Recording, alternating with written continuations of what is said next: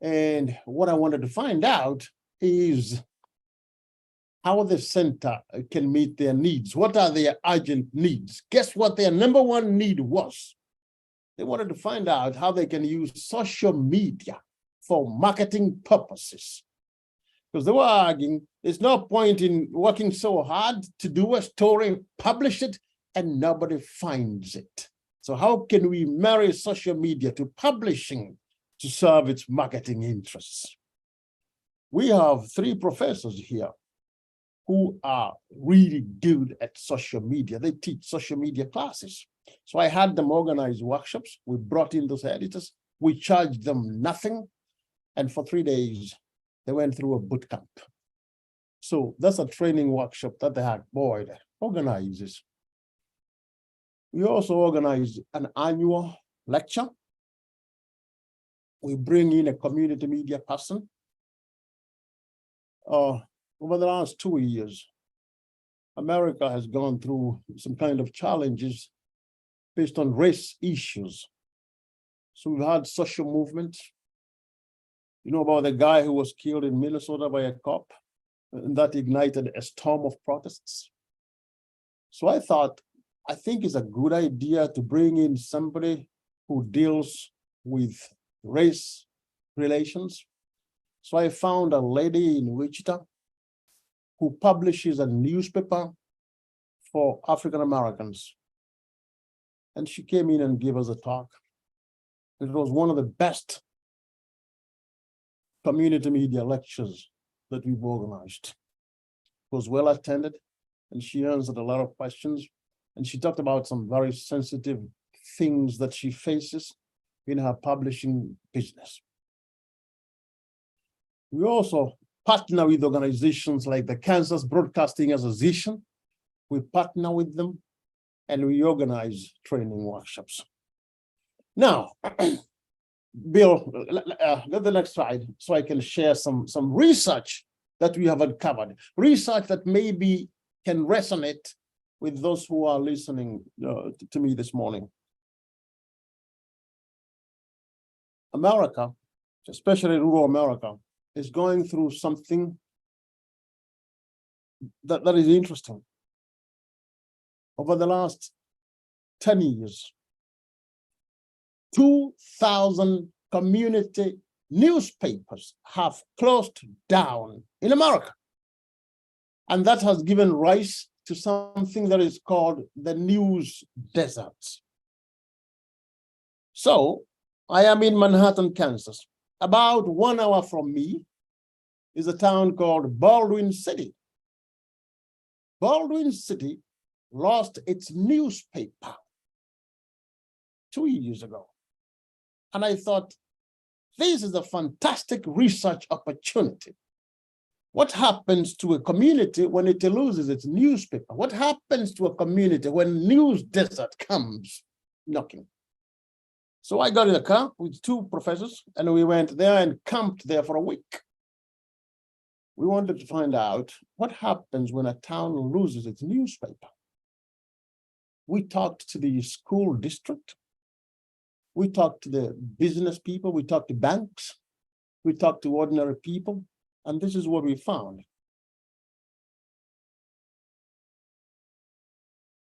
When a community loses its newspaper, the business people have no way of letting people know that they are hiring. The business people have no way of letting people know that they have discounts this weekend. The school district has a hard time communicating to parents about events that are coming up in the school. High school students who are looking for jobs in the summer have no way of finding out who is hiring. And we uncovered a place that had lost its central form of communication.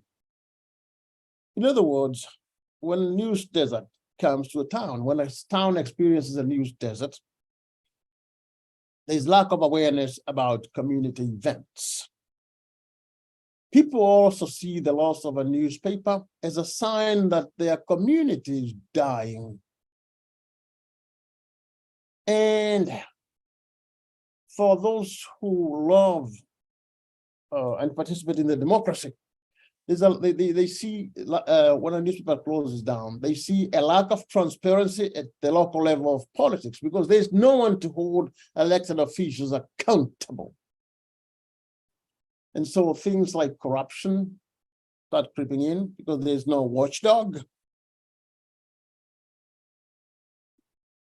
So the newspaper or the media organization, community media are central to the identity and functioning of the communities they serve.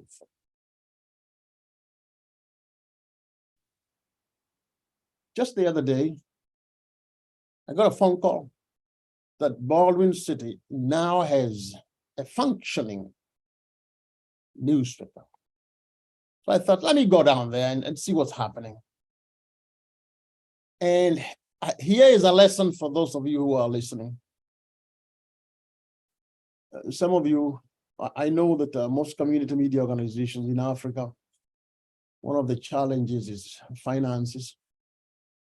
We do this because we love journalism. We do this because we believe we are playing an important role in our community, but sometimes lack of resources can get in the way. So the guy who is starting a newspaper in Baldwin City has an important lesson for us. He doesn't have a lot of money, but he's very innovative. So what he has done is to partner with the high school. Partner with the high school. I've been researching community newspapers in Kenya. I have never seen a paper there that is partnering with high schools to get around the challenge of resources, lack of resources. And this is the second time in my time in Kansas that I'm seeing a community media partner with high schools to get content without paying so much money for it. Because for the high school students, it's a way for them to build their portfolio. And so they're not doing it for the money. They're doing it it's a learning process for them. So if you learn nothing else this morning, it's perhaps you can go home and explore opportunities with high school students, opportunities with university students. I also learned this lesson from another community. It's called Ginsburg, Kansas. They had a tornado, a level 5 tornado that leveled the town, destroyed it completely. The federal government came in and they gave them $5 million to set up a community media organization. It's perhaps the most modern media organization I've ever seen in such a remote place. And it was built as a citizen journalism project. They were hoping that the community would take ownership and maybe contribute stories. So I spent a lot of time in Ginsburg, Kansas, and I uncovered something really interesting. They had a lot of money. They had the best equipment, but they had no content. And I'm like, what's going on here? What's wrong here? You have everything. What happened to your journalism, citizen journalism mission?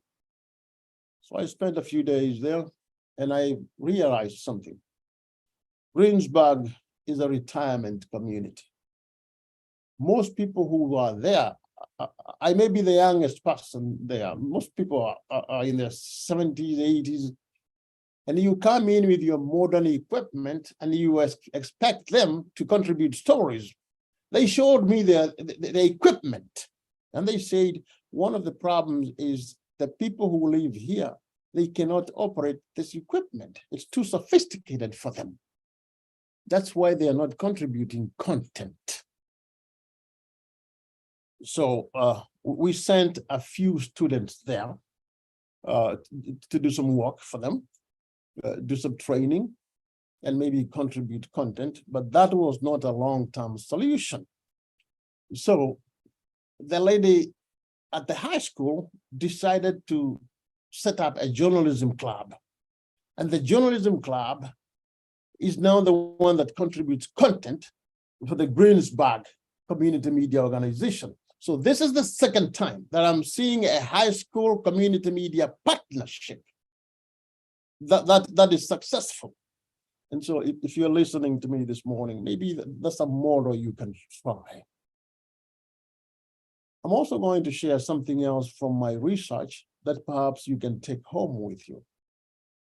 And bear with me, because this is not about journalism, but it's an important lesson.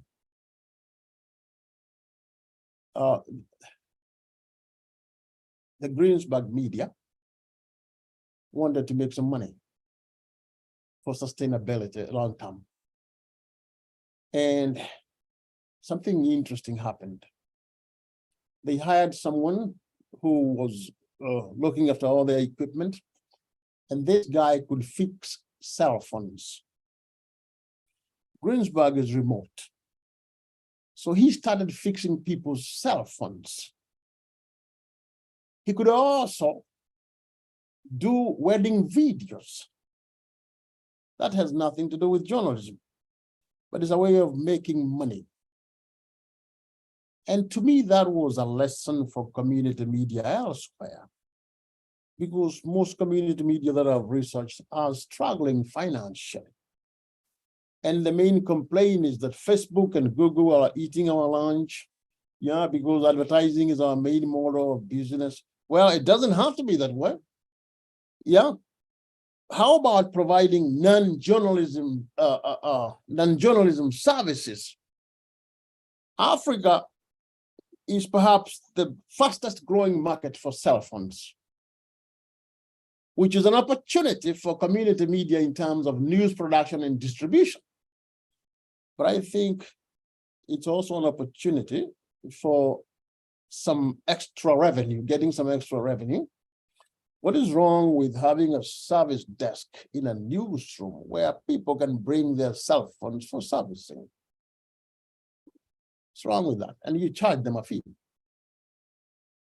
People in Greensburg, when they have a wedding, they go to the community media, and the guy who is the technician will do a wedding video for them and charge a fee.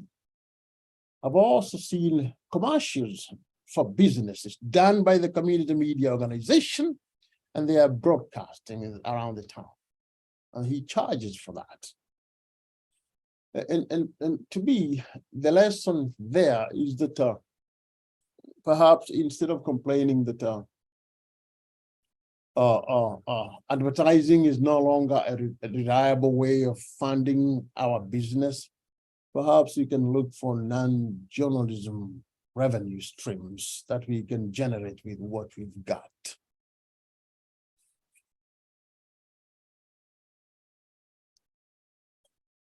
The other thing that we do is, as a center, is we partner with the International Society of Weekly Newspapers, and we host a conference.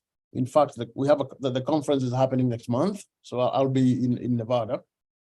And my job is to send out calls for papers, assign those papers to reviewers. Bill is one of our reviewers.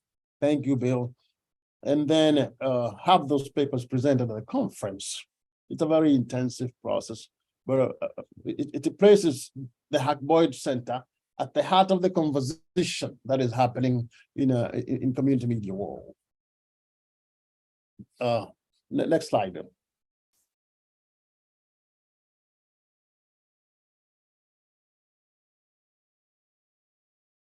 We just did a paper identifying different revenue streams that community media can tap into to be sustainable. And I have mentioned offering non-journalism services. There are other streams that we identified. People are experimenting with different ways of doing things. One organization is asking for donations If you think what we do is so vital to this community, consider donating to support our services. And they have suggested donations, $25, $50, $100. Other community media organizations have reconfigured their registration, and they are no longer for-profit organizations. They are now non-profit organizations. And what that does is it allows them to apply for grants from different organizations to be sustainable. In Kansas, we have a new organization, is a new news organization. It's being funded by one of the billionaires here. 3 journalists pitched the idea to him that this is good for our community. So I don't know if you have a rich person in your community, but this is someone who is trying to build their legacy. They have spent their lives building businesses. They are old, and maybe one way of securing their legacy is to leave behind a news organization for their community. So he has just funded 3 journalists who are doing a good job of covering the entire state of Kansas. And they are partnering with different universities. I have just sent 3 journalists to them, 3 students to them. So there are different ways, different models that people are trying. Now, you can see why they are experimenting. All these 3, 4, 5, 6, 7 different ways of doing something. It tells me there's no sure way of funding community journalism. The only sure way that has worked for more than 100 years was the advertising model. That has been disrupted. So we are in the business of discovering the next sustainable model. And you are free to experiment. If anything I said feels like a good way to try things, go ahead and do it. Go ahead and do it. I think the Almina example is very unique. Women who have for 21 years volunteered to put out a newspaper. Now, I'm from Africa, you are from Africa. There's something unique about our culture. We are a community-based, we are, in our culture, we join hands. We have women groups. And once they identify a mission, there's nothing that can stop them. Is there a way that you can tap into that cultural orientation and get volunteers who see what you do as something so vital to their community and their culture that they are willing to donate their time and resources to come to the newsroom and help you even without getting paid? Think of all the things we do as a community back home without getting paid. We join hands and we help each other.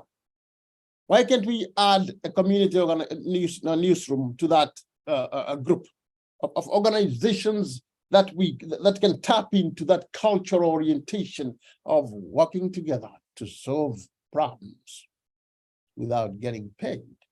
We do it all the time.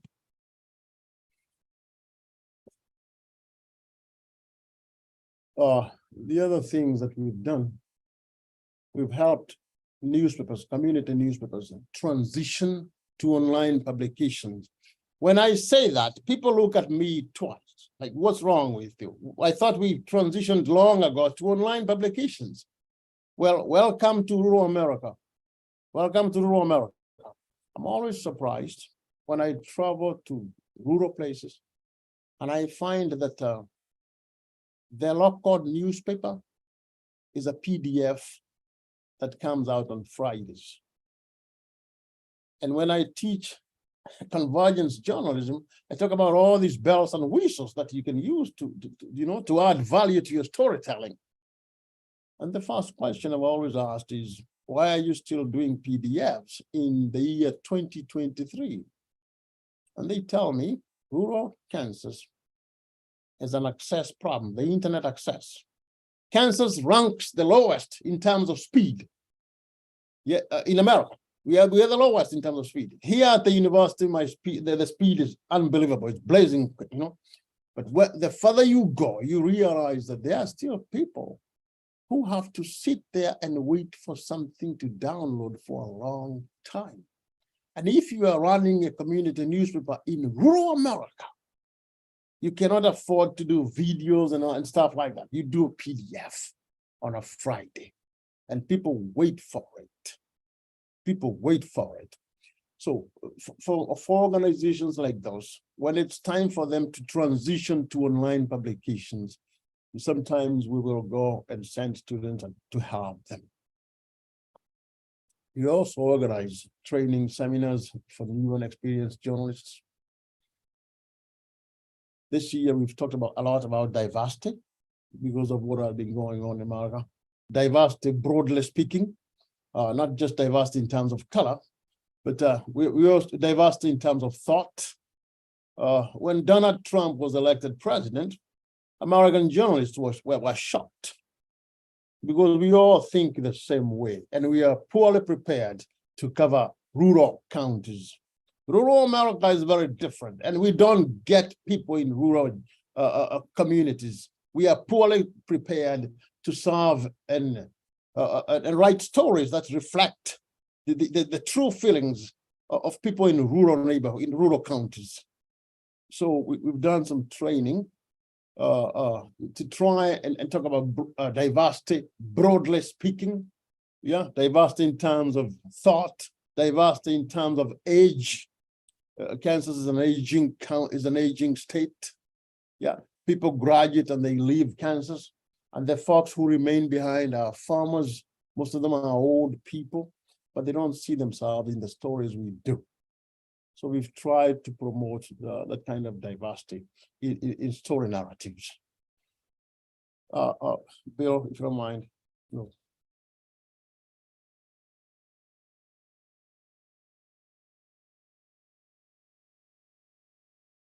I talked about internships that we offer. And maybe this is an idea that perhaps you can take home. It's an idea that you can take home.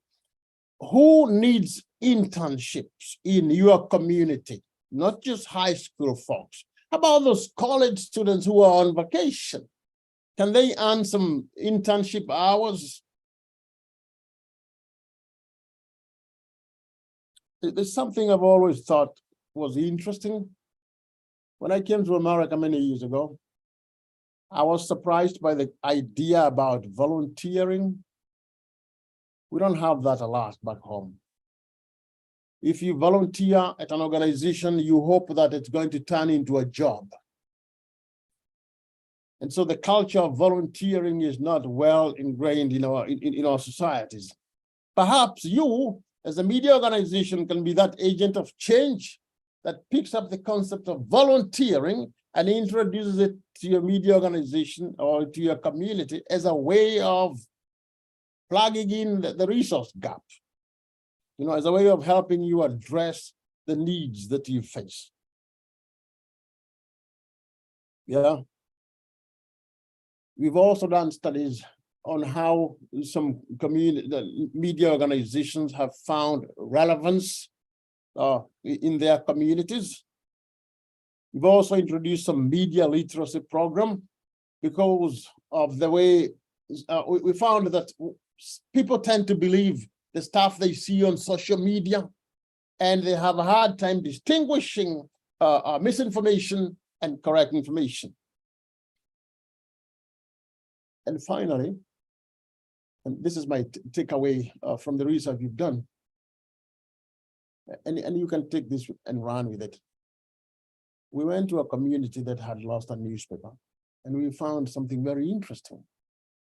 Someone told us when we went there, he is not going to start another newspaper. He said the following: maybe newspapers are disappearing as a platform. but news will always be relevant. The platform that I use to serve that content doesn't matter. The platform will change, but the business will remain, of journalism will remain.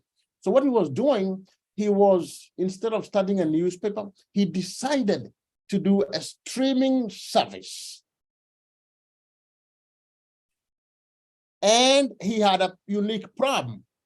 He had wonderful content, but people were not going to his site. And he wanted us to research what the problem was.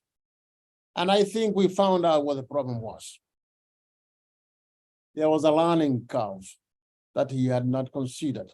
When you go from a newspaper that you hold in your hands, and now you're asking people to go online, and stream content, there's a learning curve involved. And some of those people were not digital natives.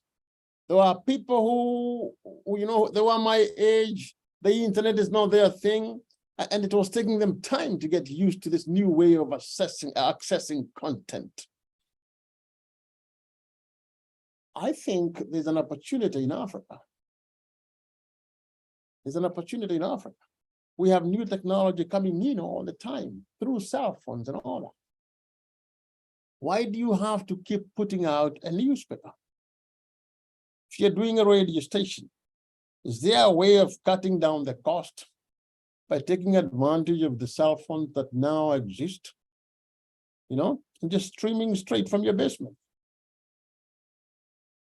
Streaming straight from your basement. In other words, maybe the idea that we are losing newspapers, it may be an opportunity for us to rethink what journalism looks like. Why do we have to have a newspaper? What is more important? Is it the content or the platform?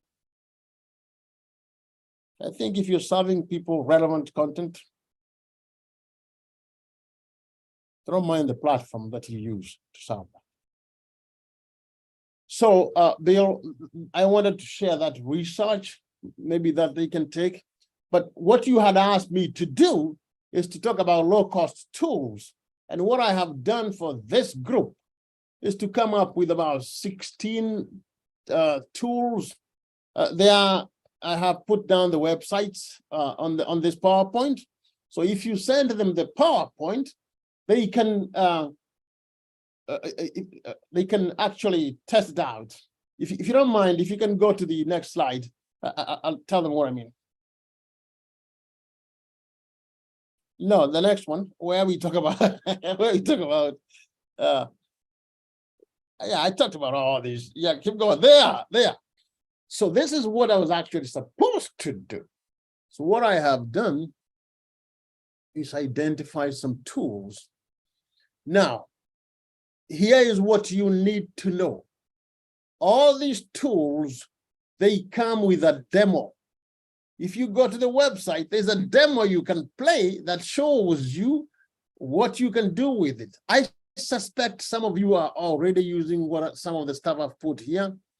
But what Bill asked me to do is to consider that you may not have a lot of resources to buy expensive platforms and software. So I have stayed away from some really good tools that are very expensive. I stayed away from that. I looked for, and I asked my GTE, help me find low-cost tools that somebody in the village who wants to publish can have access to without having to pay a lot of money for. Most of these are free. And as somebody who studies technology, I have an attitude. I'm never intimidated by technology because I have learned that you learn how to use it by using it frequently. You learn how to navigate a tool by actually getting down and opening it and figuring it out slowly. And YouTube is my best friend in terms of learning how to navigate tools. There's also something else called Lynda, which was acquired by LinkedIn. And Lynda, L-Y-N-D-A, has a lot of lessons, video lessons on any tool you can think of. But go to any of the websites I've given you. You will play a demo and you can start testing it out. Or you can just keep the PowerPoint with you, take it home, and when you get to the village, you can test it out there. But you have the tools with you. I have done the work. We'll just forward the PowerPoint to this team and let them test out. And also feel free to give them my email address so that our contact does not end this morning. I'm an African just like you. There's no reason why we can't keep talking, even when Bill is not there. It is 8:51. I'm conscious of time. I was told to talk for an hour and then take a break and come back and take questions. I will just do whatever you want me to do, Bill. All right, Sam. Well, thank you for giving me that authority over your time. Tell you what, why don't we take the break now, and then when we come back, we'll go through the list of tools that you've created, and then we'll stop after each one to get questions on each one. Okay.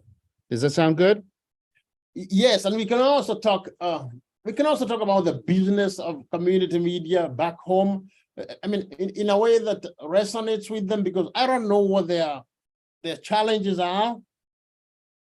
And I was hoping that we can talk about anything that they want to ask me regarding community media, how it compares to America, when I compare community media in America to that in Africa. So we can have a wide range of discussion. So that's a good idea. So how about we'll take our 10-minute break, and again, try to keep the 10-minute break to 15 minutes, everybody. And then we'll come back, and then we'll go through Sam's list of low-cost tools and ask questions on the fly of that. And then if we have any time left at the end, we'll just open it up. Any question you want to ask him anything. Okay. All right, Sam, we'll see you in about 10, 15 minutes. Okay, thank you. Thank you.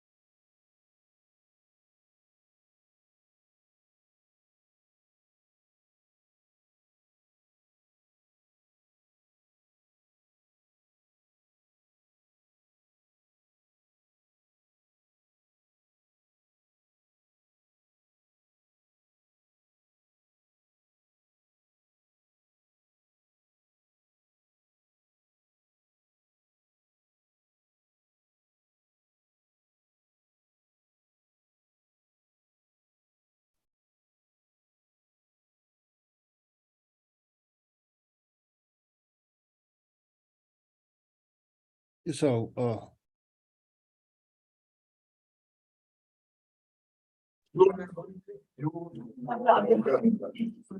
See myself.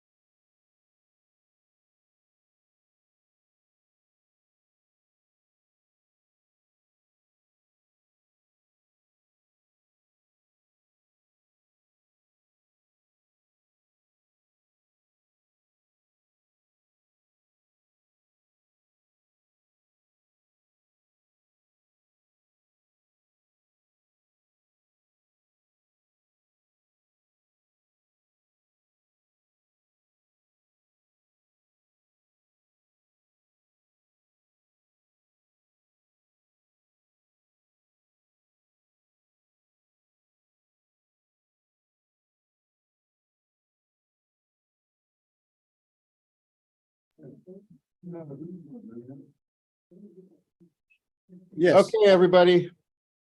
Let's get back to work. All right. So the way this will work is we'll let Sam talk about each slide. Thank you, Andili. And then we'll stop and then we'll field questions about each individual object or a service that you discuss. And then Azmat will come to you to ask the question. All righty. We're all set. We're all set. Okay, go ahead, Sam. Yes, if I had to do this again, Bill, next year in the years to come, this is what I would do. I would start by asking the participants what tools they would like to learn about, because they all have different needs. So I don't do accounting. Yeah, but I am assuming somebody somewhere needs to do accounting and payroll. So I threw in some things there, but they were all based on guesswork. Yeah. And that's why I'm saying, even though I have these 16 tools, if you have other needs after this conference, feel free to email me if I can be of help to you. Otherwise, these are general ones that I asked community media people what they love and what they use. Superdesk was among the very top one. It's a CMS, it's a content management system. It's powerful. It has all the features that you would need whether you're running a solo operation or a full-fledged newsroom. And they have a nice demo. You have a nice demo. So in terms of learning curve, it's not a very steep one, depending on how sophisticated your operation is. I'm assuming most of you want basic stuff, you know, in terms of assigning stories, in terms of monitoring the stories, you know, and finally in distributing, in publishing and distributing what you have. So Superdesk has it all. Okay, any questions about Superdesk, or is anybody here using Superdesk? That's what I would like to know. Is somebody using Superdesk? No, nobody's using it, but Slindili has a question.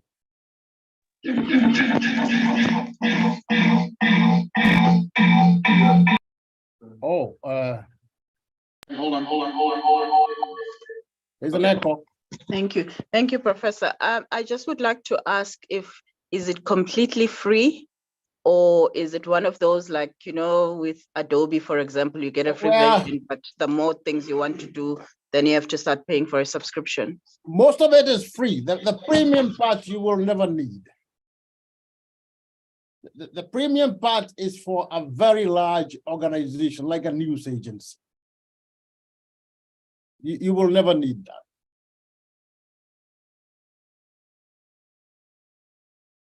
So yes, go ahead and use it. Go ahead and use it. Personally, I have a favorite So, which I'm going to show you about in a Prof, minute. I think the most refreshing thing I heard you say is that maybe what we need is a needs assessment of what tools we actually use. Yes, that's And what maybe the question would I do. have is, I'm not sure if you're still going to cover it, but newsletters.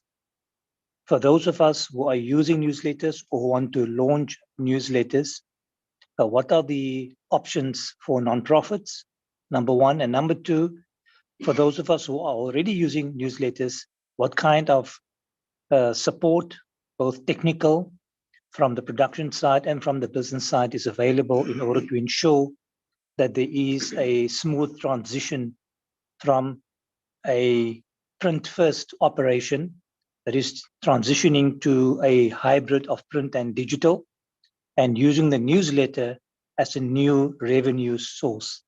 So that's kind of the media environment in which I am working, and the kind of support I'm looking for is for expertise in newsletter management for purposes of driving revenue.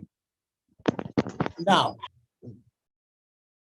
that is a whole different presentation, and it's not covered here. But I have good news for you. I have resources for newsletters that I can share with you. What are you using right now? We are using MailChimp. Okay. MailChimp is perhaps one of the most popular, but I have seen new technologies that allow for integration. There's more integration where you can integrate with social media, where you can integrate with advertising platforms, where you can actually earn revenue by integrating with other platforms like YouTube, where the people who are on your list, if they view YouTube, it gets you some revenue as well. So there are new technologies that are integrating different platforms. So you're not just sending out a newsletter, but in the course of sending out newsletter, there is other data that you can collect and be able to target people. So there are more advanced ones. Some of them are free. Others force you to split revenue with them instead of paying for the platform. So, but this particular talk is not about newsletter. I can do that separately with you. Yes, I can do that separately. And that's why my point about maybe doing a needs assessment early on would be good. And we can do that in future. Because I could have integrated that with this presentation. We Yeah. actually did ask for some ideas. I So see, I the see. ideas were all for low cost, just general low cost solutions. Okay, So yeah, yeah. you're fine, Sam. And as Yeah. long as you can share some information about the newsletter technology later, I think we'll be covered. Okay, next slide. Uh-huh.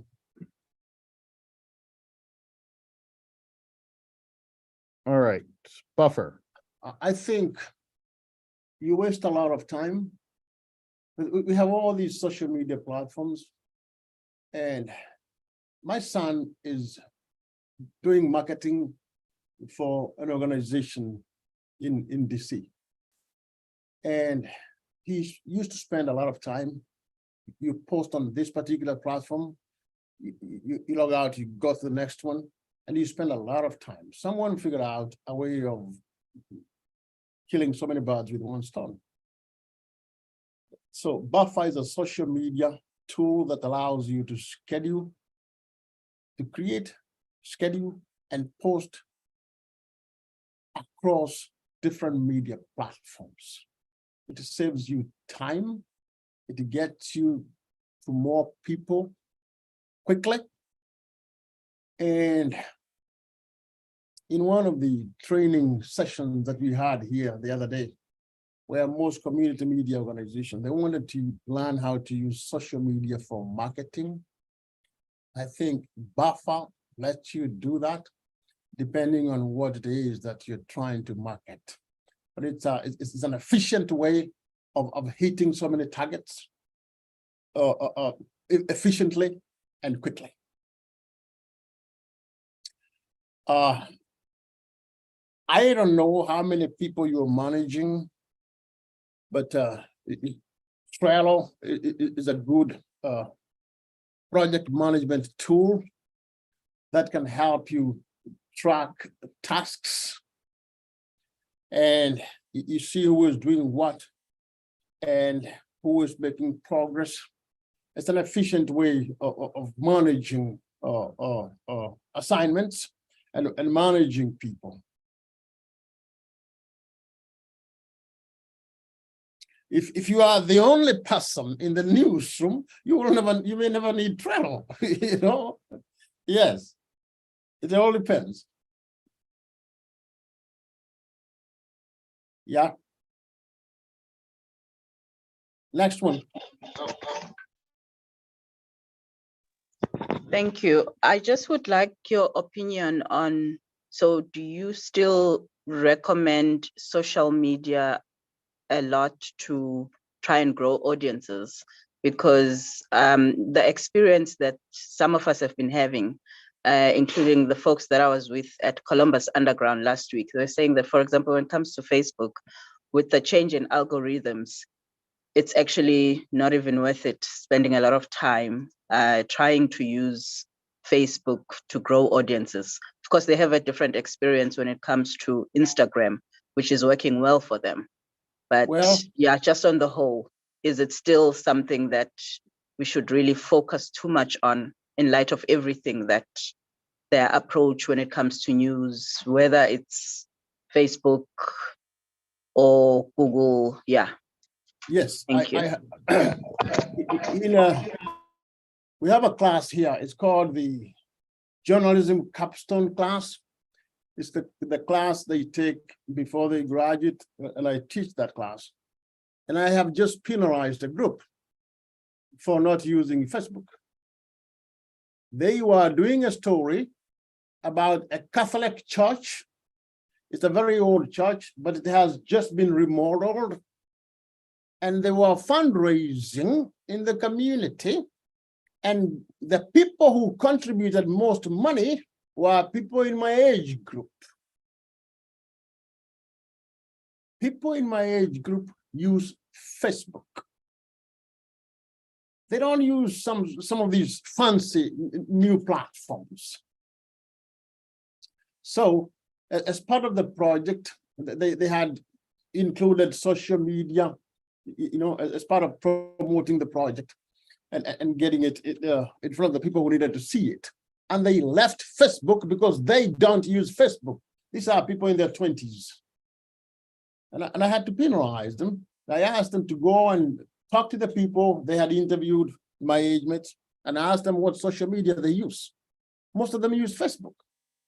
I know Facebook, I don't like it, but I'm on it. It has problems, it has credibility problems. The algorithm is messed up. It just pushes the things that you keep looking at. But there are benefits to Facebook. People are loyal. It's addictive. And whether that is a positive thing or a negative thing, it's addictive. And if you're trying to grow an audience, depending on the target audience, I think your choice of media is driven by the people you're trying to reach. People in their 40s, 50s, 60s, 70s, grandma, grandpa, they still use Facebook. Yes. So I don't know if you saw, we have a program here. It's called 60 Minutes. Last night they had a story on people who are suing social media because in one case it led to a teenager committing suicide. In another case, it led us to depression. So all the damage that social media has done to different families, that was the focus of the story last night.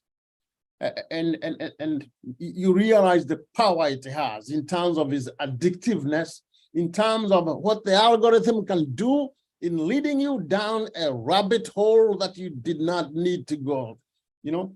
So there are damages, but there are also positive ways you can use social media. I think it is still the fastest way to market your product because you get so many people so quickly. I love it. All right, Sam, I'm going to move on to the next slide. Is that okay? Okay. Yeah, sure. All right, content stack. Yes. So another content management system designed to help you personalize content. This one collects data. I don't know how you feel about giving up some of your data. We do that all the time when we get online. But depending on the data that you're leaving behind, it's able to customize content that it serves you. So if you're doing a story for the business community, and maybe people who are in a certain type of business, this one can help you personalize content. So it's good with targeting. It's a content management system, but built into it is a personalization mechanism that depends on data.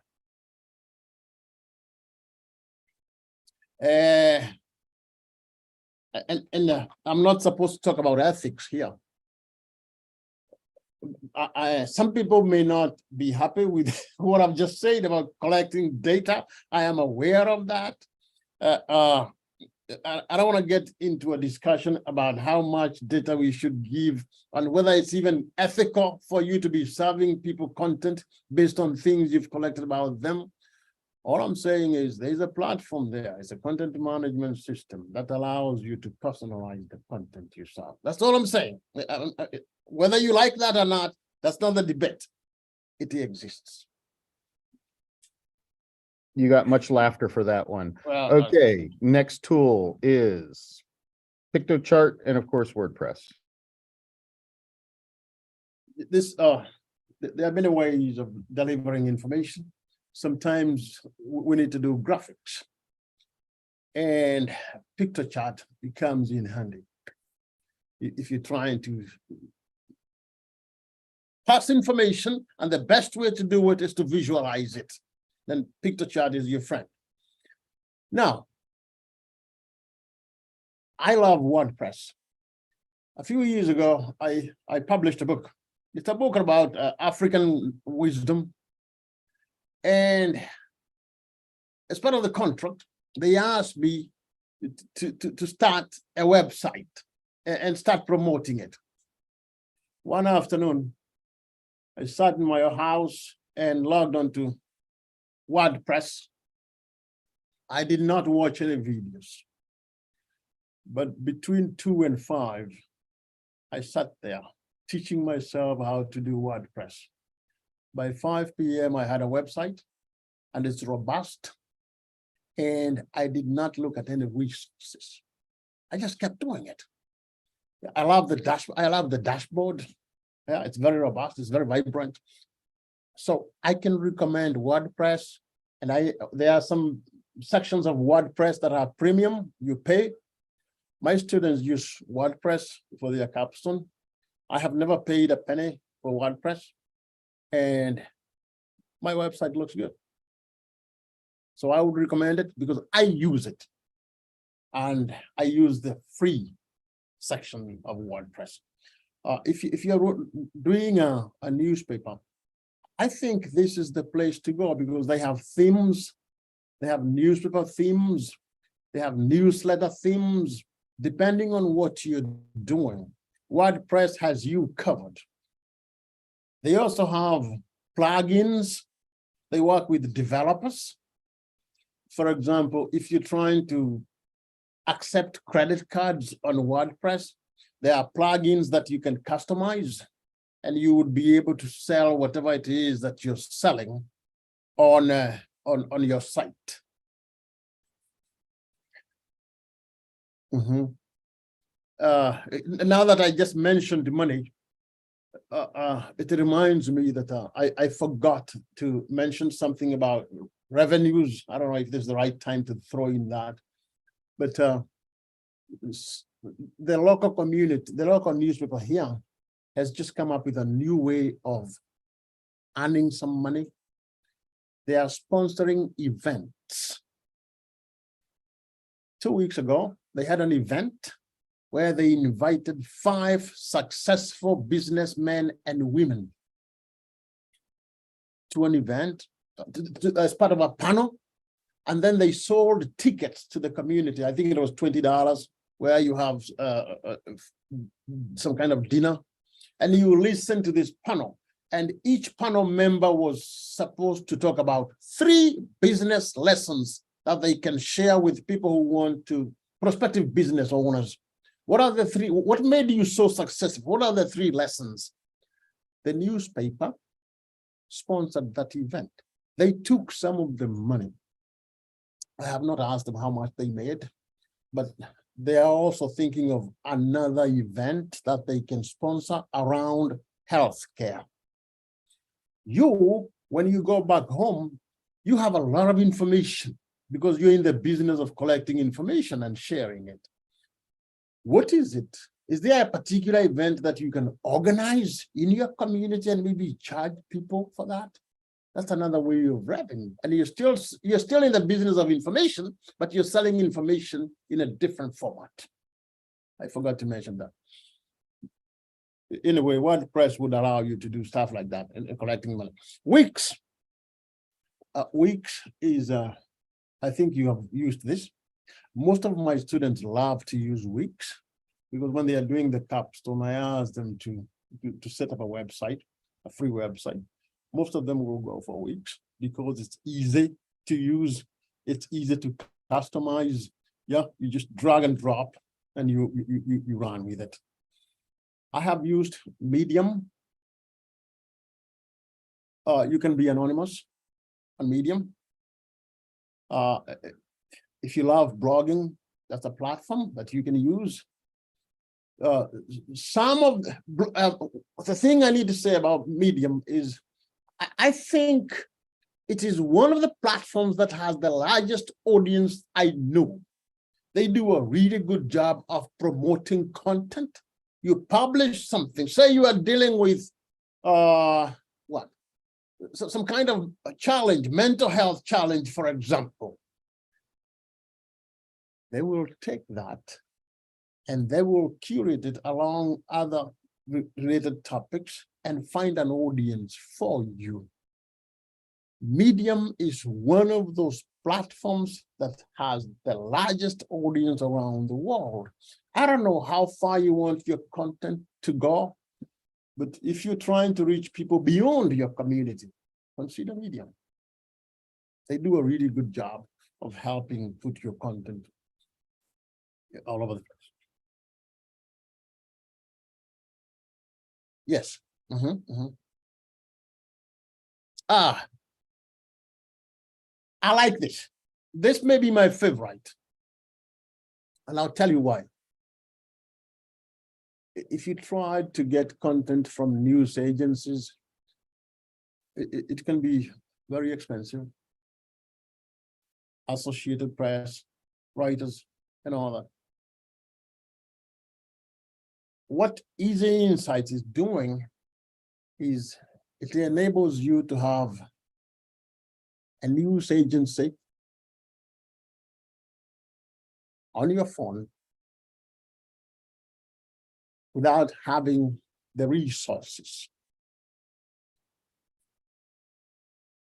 If you want to know what's going on around the world, the news that is happening around the world, this does it for you. It goes and collects all the information depending on how you've customized it. And then you do the following. Instead of publishing that content, you customize it. You customize it. You don't have to pay. So you know what's happening around the world. How does that relate to the community, the village I serve? So IIJ Insight is the news agency for you that keeps you in the know. But you don't want to publish stuff that's happening elsewhere. You want to customize it and make it relevant to your audience. To me, this is how you get around lack of resources. Just by downloading this and customizing it, you tell it what you want to know. And every hour, it updates. And then you can take that and customize it. To me, this is my favorite. Because it makes you look like a big organization. Sorry. That's okay. Real quick, can you set it up so that it only screens sites that are open publish? Like, for example, Daily Yonder, States Newsroom, stuff that you are absolutely allowed to republish? Yes. Okay. Yes, you customize it to meet your needs. What do you want to know? Yeah. Okay, we have a question from the field, from Kate Skinner.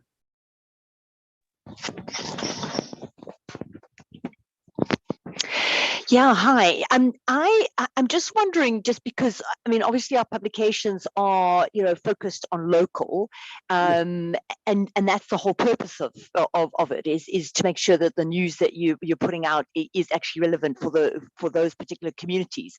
How does IIJ Insights actually then assist, particularly if you're looking at South Africa, and South African content?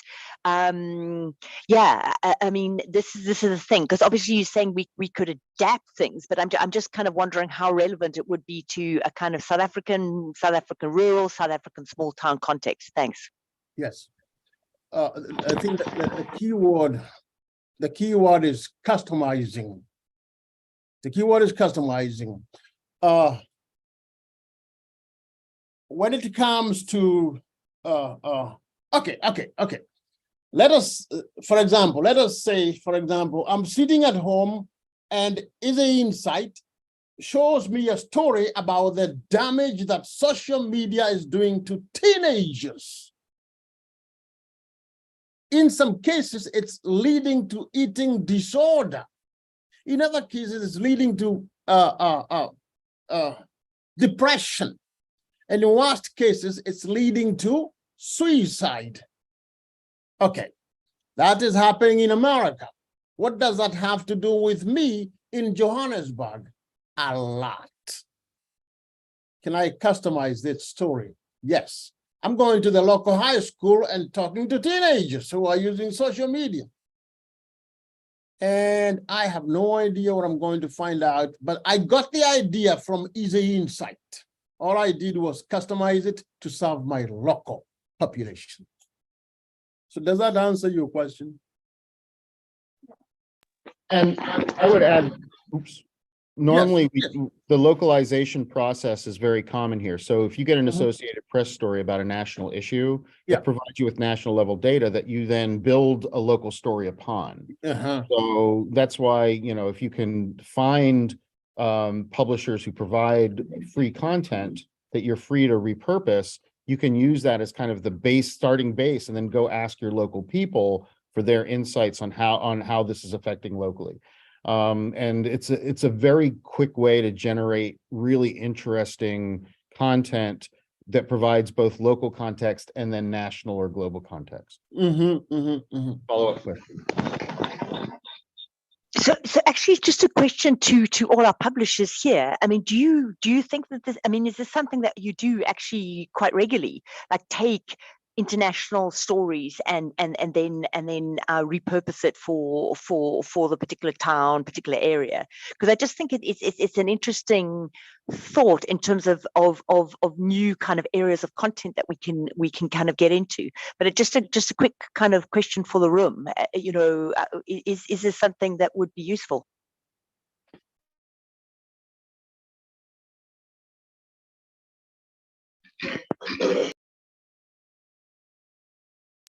We do for our business publication, because I mean, if China is expecting low economic growth, and that will lead to fuel prices dropping in South Africa, that kind of stuff.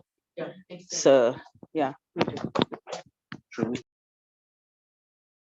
Say that there are times when we do tap into the national or international news. However, oftentimes we have far too much content locally to even do this, but then we can use the tool to gather local information. So from what I get, from what I'm understanding.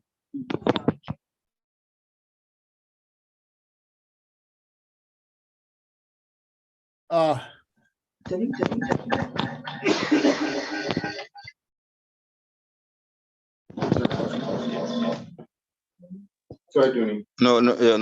Thanks very much. I mean, Prof, for the presentation. No, I just wanted to echo what my colleague have said. Yes, we do. Recently, or sometimes 2 months back, United Nations, they've released, I mean, the statistics of women who are passing away just after they've given birth, or just before, I mean, they give birth.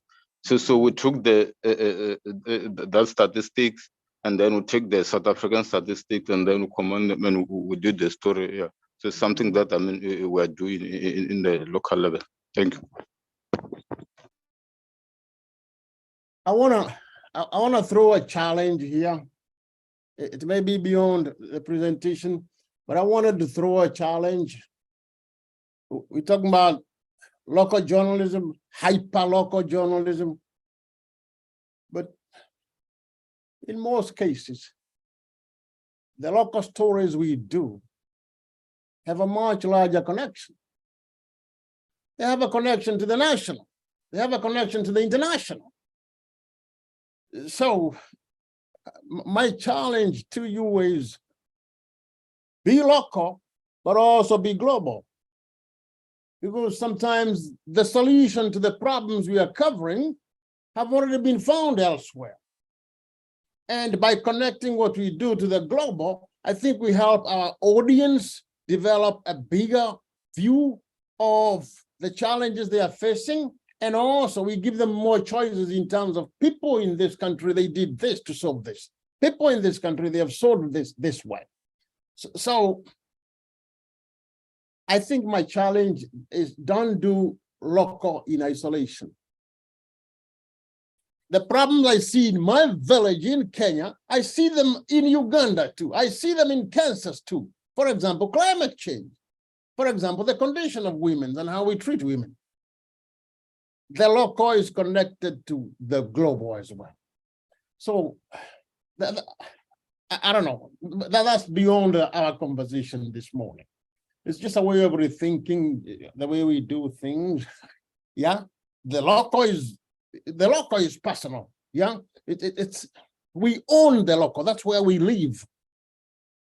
But the local found us because it came from China. COVID found my uncle. He's never been to China, and now he's dead. Yeah. So the local and the global sometimes are connected. Just a different way of thinking about journalism. That's beyond the point this morning. No, that's good. That's good, Sam. I just want to mention we had Tim Marima from Daily Yonder present the week before last, and they're trying a new experiment. They hired a reporter to cover a news desert in the Four Corners area, where Utah and Colorado and New Mexico are joined. And that reporter has two missions. One, to provide local content with national perspective to the people who live there, and then to provide national content that's based on the experiences of the people who live in that area, because they're dealing with a lot of issues in terms of water conservation, climate change is affecting them, rural broadband and things like that. And so the reporter is going to be doing the same reporting and just packaging each story for two different audiences, one for the local, one for the national. If it works, it's going to be a great model to make the local content of national interest and also to make national stories of local interest. All right. Can you talk a little bit about Dale Pyramid, please? Well, I work with young people and they get bored easily. They like fancy stuff. So while I may be using WordPress, they may find it boring and they want something fancy. So Dalet lets you imagine storytelling and they give you more fancier tools. I don't know the audience that you are dealing with, but if they are young people who get bored easily, I have given you two platforms here, Dalet and Workflow, that allow you to play, plug and play in a more imaginative way so that you are not publishing plain stuff. Yeah.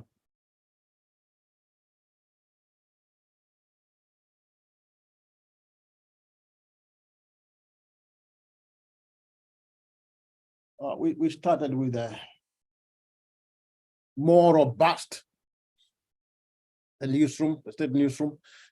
QuinnType is a more robust platform. I think they should be charging for it. It may be a matter of time before they introduce a premium section. It's algorithm heavy. I suspect it was done by somebody who used to work for Google. Yeah, but if you have a bigger newsroom and with a more reporters and you need to produce more robust content, QuinnType is for you. Yeah. Okay. Now, I don't feel comfortable talking about these tools because I don't do accounting. I hate math. Yeah, the one that I use most here is Wave. When I send money home, I use Wave, but they do more than send money. I suspect most of you have used this because you're dealing with human resource, you are paying bills. So what I have done is provide you with some of the most popular free accounting tools, human resource management tools, payroll tools that you can use. Yeah, it's not it's not an exhaustive list, but it's something you can download and run with it for your numbers. Because although I'm passionate about journalism, I realize I cannot do journalism without money. So the tools that we are looking at here are really, really, really important. It's just that people like us are not numbers guys. We don't deal with resources. So I would rather talk about journalism the whole day than about money. But without the money, there's no journalism. So I realize that these two are very important tools to keep us in business.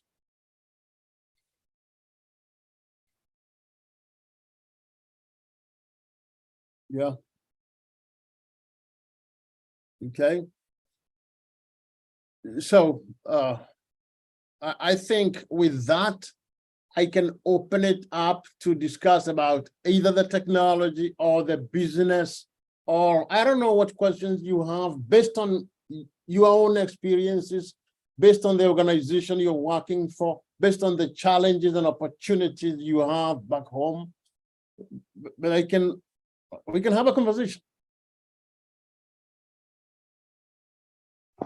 And it's not a training program. It's an African talking to another. All right, African. fantastic. Thank you so much. This presentation has been amazing. And the tools that you've shared with us as well are really, really going to help us going forward. I would like to just perhaps start a conversation around something that's outside of just the tools themselves. So I see a lot of American tools, and I see a lot of kind of really big mainstream type of enterprise tools that are developed in America. Just as a matter of curiosity, what's your outlook of things that are developed perhaps in Africa and India? Have you stumbled upon any of those? And why would you think that so many of these tools only exist, not really exist, but are developed in like first world countries? Just as a conversation, to start just a different perspective, because I would like to believe that, yes, we live in a global world when it comes to Africa. We're not in isolation, but I see that there's not much of tools that are developed that are going to fix some African problems too. From that perspective, African problems also need African solutions as well. Just an outlook. Yep. Well, can somebody help me now? I think there's a class I teach. It's called International Communication. We look at the global flows of information, and I start by listing down the 8 biggest communication companies and where they are based. Who controls sports? ESPN, where are they based? America. How about news? CNN, where are they based? America. Google, where are they based? When you try to register a website, yes, you have to come up with a name, right? Who does the internet assignment of names and numbers? Some guy in California. He is the one who decides that any website that is based in Kenya, it has to add with KE. In South Africa, I think it's ZA, right?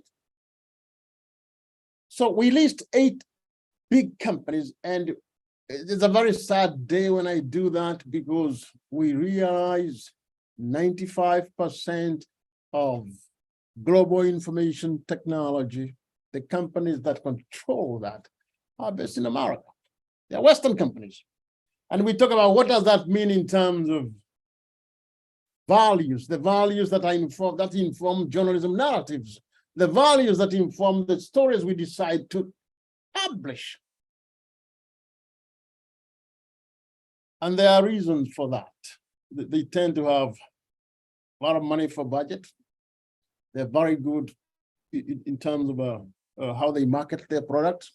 India produces more movies than Hollywood. When was the last time I saw an Indian movie? Even if I wanted to, I would have a hard time accessing it. So I agree, African solutions, African problems should have African solutions. And there are some websites that try to inspire such solutions. But I have seen some of them. I attended a conference one time, it was in California. And most of the people who are trying to come up with African solutions tend to be Western as well. I know there are some efforts being made in South Africa and in Kenya. I am all for developing African solutions. But when you do develop that solution, you have to be able to deal with the challenge of making it accessible. We have some of the best engineers, but they may not have the money to market their innovations. So their innovations are only known to a small group of people. They may not be in a position to compete with global giants. I agree. The list I have shared with you, it may not be responsive to some African challenges. I don't know how you deal with a population that may not be literate in the village. And if we have platforms that serve such people that may not be able to read what you're publishing, how else can they access the content? I think there's an opportunity for an African solution. when it comes to tools for publishing? Why don't you take that challenge and run with it? Yes, everything you've said is correct. We need an African solution to African problems.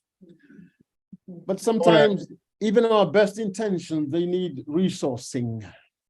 I want to add another piece of information to that, Yeah. Chris, because it's a good question. The American developing companies steal the best talent from around the world. And so, you know, many of the Africans who are in a position to make that have gotten employed they came to school here and they have been employed by American companies. So, you know, it's just, as Dooney mentioned the other day, it's really hard to compete with us. And when it comes to that, it's unfortunate. All right, other questions? So I'm just interested in one of the things that you were talking about, which was about getting staff, people, interns into publications, because I actually think that that's something that, you know, I know that like our members have constantly said to me, like, how do we get interns in and how do we pay for them, etc. And I had a very quick chat to Bill now about what does that mean in terms of, like, for instance, getting school kids in. And I just wanted us to have a debate in the room, if that's useful, around would it make sense to kind of get like some school kids and things in? Because I mean, anywhere we are, there would be like high schools and things around. And I know that, you know, I mean, we've got all these languages that we want, you know, our publications to be published in. And obviously, if the local high school will have kids which can speak that local language. And I'm just kind of thinking that if we could have a bit of a debate, I mean, would the kind of various language teachers there, you know, play an interesting role? Because suddenly I thought, you know, actually, you know, we've always got this issue of like, how do we, you know, make sure that there's more staff, there are more people around. So I just wanted to get a sense from like all of you, like, what do you think? Do you think that is a way of getting capacity in? Thanks. A couple of years ago, we were involved. I'm on the board of a nonprofit that does recycling. We were approached by Media 24. They had a CSI project called We Can 24. What it entailed is you target a rich school, like a Crawford. And around a Crawford, you choose 10 community schools with 10 to 15 kids each. And we did design for change programs, like on a Saturday morning. And from the solutions that these kids brought out, they would write stories about them. And then we'll put them on a platform. And the media, obviously Media 24 will pick these stories up and then write them or develop them. So because it's a CSI project and it was canned, I think there's still room to take that kind of approach and utilize it in our own communities. Because we did it in Durban. I know we went to Crawford, Durban, and we used the schools there. We did one in Cosmo, and we did one in Nelspruit. So I think there's room for that. Yeah.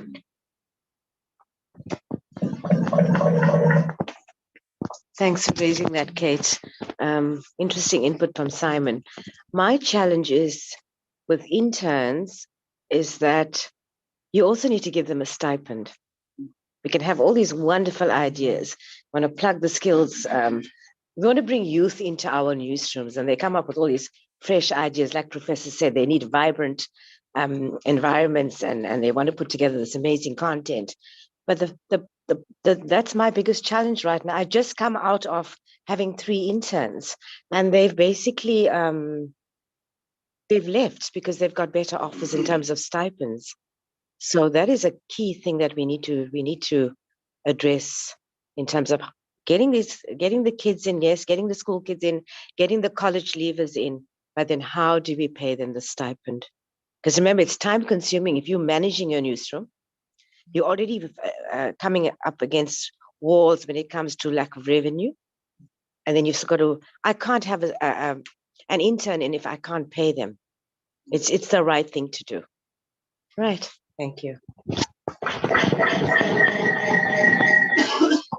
We use interns, and yes, you pay them a stipend, because the thing is, as we're talking about dynamics, which are unique to us versus, say, the United States, you find that someone is probably the first graduate in their family.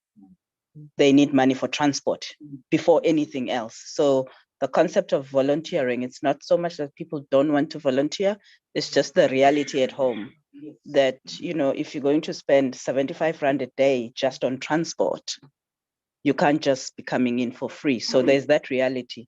But what we have found is there are kids, so sometimes we have different categories. The ones who have completed their qualifications, there's a certain amount that we pay.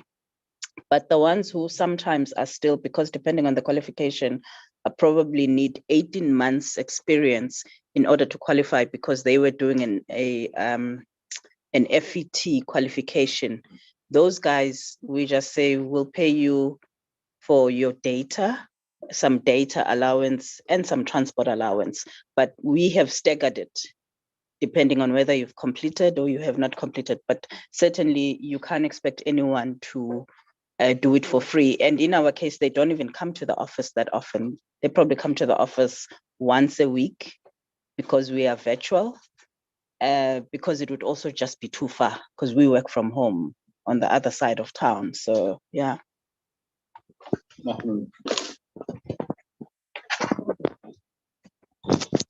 Yeah, thanks, Kate, for raising that. And I take note of Shirley's concern regarding costs.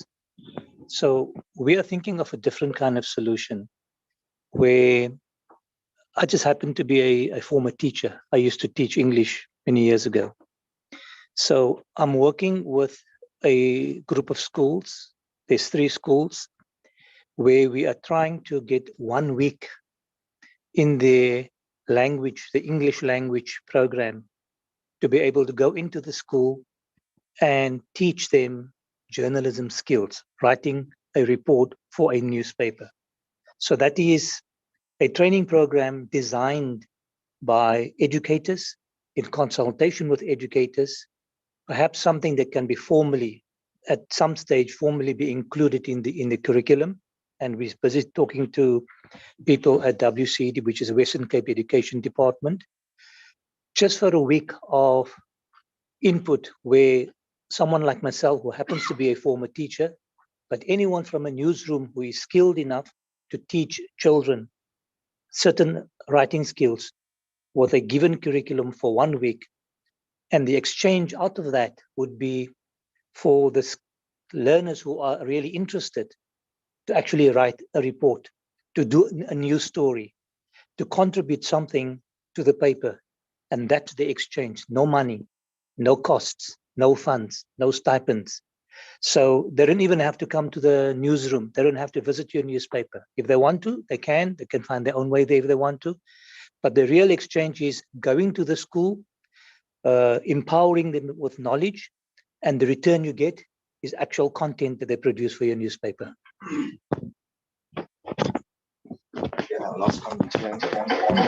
All right, so we have student living newspapers. So our business model is primarily centered around the university leavers to create the content. So journalists that are supposed to be graduating. So we have this thing called work integrated learning that allows us to assist them as well with feedback, mentorship, and also get them published. So we do not, and in our contracts with the university and also the students themselves, when we onboard them, we make it very clear that there's no expectation of stipends and that they are doing this based on them getting the platform to be published and also the mentorship. However, there are times where we have to make decisions, such as if you want to go cover a Dudula strike at the Union Building, as an example, please make sure that you are covered. This is on you. And if you want to go there, it's your own cost.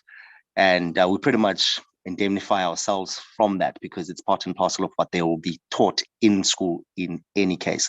So our side, yeah, student living is based on that model of utilizing university students. So 3 or 4 years ago, I launched a publication called Mother Tongue, which was based around high schools in Alexandra. Now, there it was a great project. I call it a project because it was not really sustainable. However, there we found that when we do want to get students in high school to participate in some kind of content creation and photography, etc., it must not interfere with their curriculum.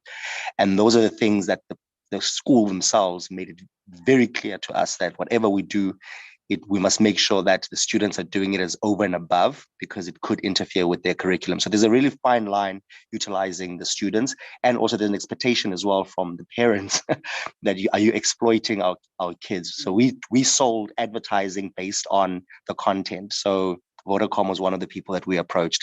So so there's a little bit of a level of exploitation that comes with utilizing high school kids, but there's also a level of empowering the students, but then with the fine line of not interfering with their schooling curriculum. Just a point.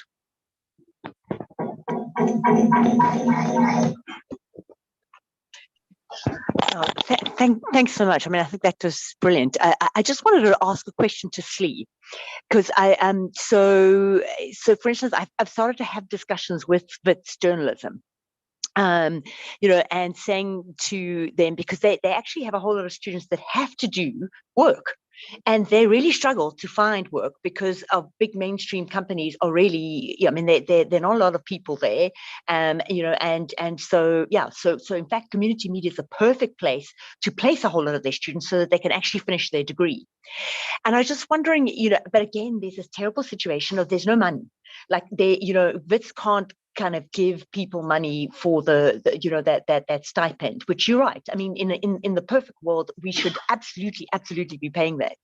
But it was just a thought, and I think it's just, I'm also picking up from what everybody's saying here. If those students at Wits, like in the worst case scenario, like can't, you know, there's no money for transport, and I get it. You can't be asking people to go to your newsroom if you, I mean, no, that's not fair. But if we could have a situation of getting the students to literally just have a telephone conversation, a WhatsApp call, basically, you know, send the stuff to you via email, because they do have access to that. I mean, they've got all the labs at Wits and everything, you know, and we set up some kind of arrangement where the students worked remotely with you, and then they fulfilled their requirements in terms of their curriculum, and you got extra staff, so they don't feel exploited because they've got to do it anyway for their course. It's just, could that work? Yes. Could that work? Thank you. Other parts of the country, because we write for everyone. So even if it's someone in the Eastern Cape, in Limpopo, because they can just write business stories or education stories from those, because we write for everyone. We're not restricted to any community. So capital, yes. So just a comment. Yes, I think it can work, Kate, because we streamed the local government elections, the last one. We had students in Cape Town, in Johannesburg, and in Durban. They were using their phones. So we're talking about the elections. So what we are saying, it can work really. Yeah. I'll be very quick with this one. And I think from an institution point of view, Kate, perhaps, yes, you facilitating that with Wits to feeding us with these students will definitely take them. However, from a sustainability point of view, perhaps it might be a good thing to investigate how MICT-SETA can get involved from a monetary point of view. Because yes, in principle, it is great. There's no expectation of funds. However, to actually have the actual equipment, making sure that they are actually having a good enough cell phone, and perhaps there are some licensed tools that we've seen here that might be needed in creating that content, like infographics, etc. Someone has to fit the bill for that. So MICT-SETA must definitely be pursued by AIP to help with that project if you want to take it on. Cheers. Unfortunately, I don't understand why MICT-SETA is not very involved. The FPM SETA is actually the one that funds us because of the printing aspect. Remember, the only problem is the printing aspect of FPM SETA should be, it's not the real printing that we do, it's the, what you call it, the behind the scenes printing. If you know, typesetters, typesetters like the physical, but for some reason it's involved, like our funding for that Media 24 project was coming from FPM SETA. MICT wasn't even involved. So we need to, also engage and understand, who's the real one, who's supposed to be, because they deal with the technical side of things, Thank you. Sam, could you talk a little there's bit about the something- project where the publisher uses the high school? Can you get a little bit more granular into exactly how that's working and what the students are getting out of it besides the experience? Yes. I can talk about that in a minute. But everything you have said in this conversation is correct. But there's something I did not hear. The moment you partner with students, that opens an opportunity for you to look for funding from organizations, because the students, when they start working for the community media, they are picking up other skills like civic engagement. I spent time at the Kettering Foundation in Ohio.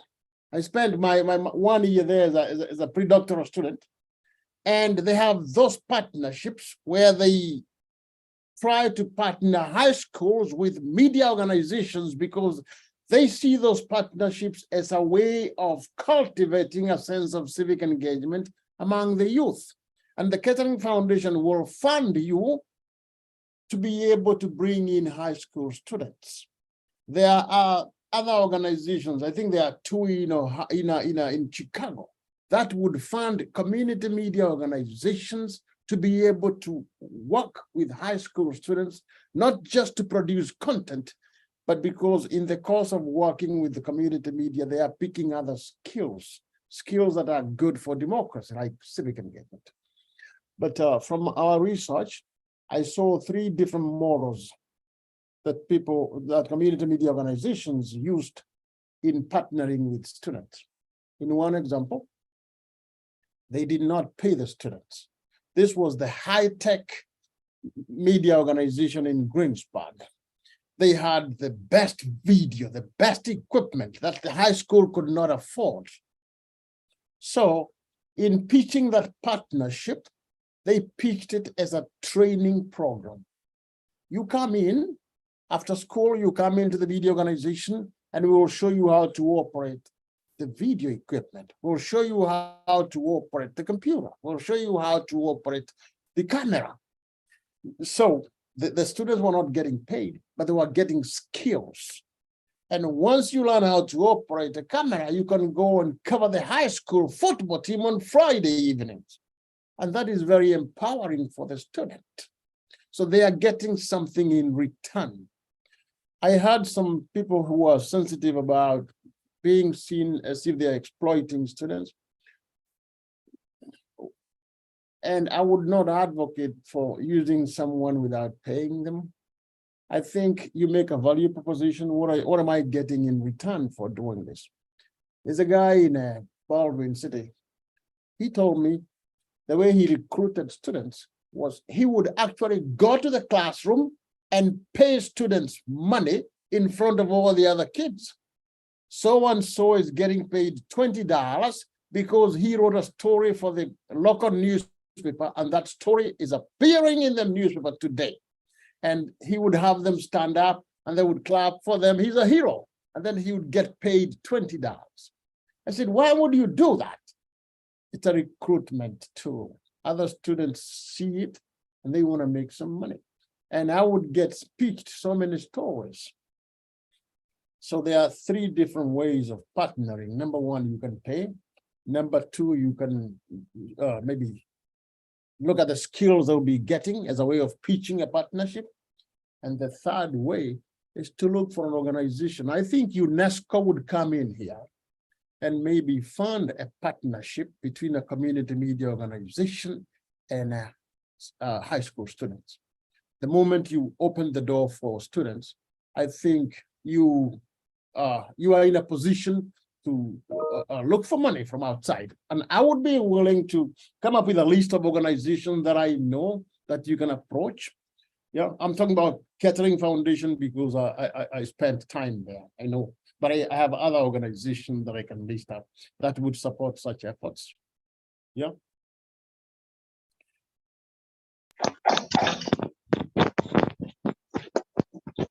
Thank you, Professor, for the presentation.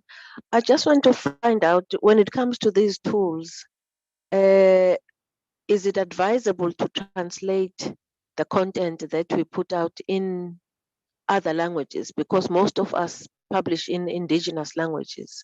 So you find that there are limitations there in terms of the people who can access that information. I publish in isiZulu, and I know the limits there is that only isiZulu speaking people will be able to access that information. So my question is it advisable to then translate that content, that story, into a language that would be understood by the wider audience? Thanks. Yes, it is advisable, and it also, when you translate, it helps you overcome the challenges of pitching to advertisers that may be national. A national advertiser in South Africa may not be interested in advertising in your publication because you are limited in terms of circulation. But the moment you translate that and make it accessible to other people outside your boundaries, then you are also positioning yourself as someone who is attractive to advertisers. And I think it's a great question. I speak Kikuyu, which is the largest tribe in Kenya. I speak Kikuyu. And the first thing I do when I come to my office is turn on a Kikuyu radio station so I can feel like I'm in a village. But I have never been able to access a Kikuyu publication, a newspaper, because there is none in the diaspora. There is none that is distributed here. So they are losing opportunities to position themselves to the 3 million Kenyans who live outside Kenya.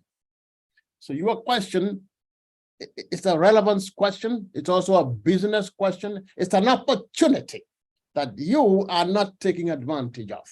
And maybe that's the lesson, the biggest lesson tonight, that there are opportunities that community media are not taking advantage of because we are limiting ourselves as local.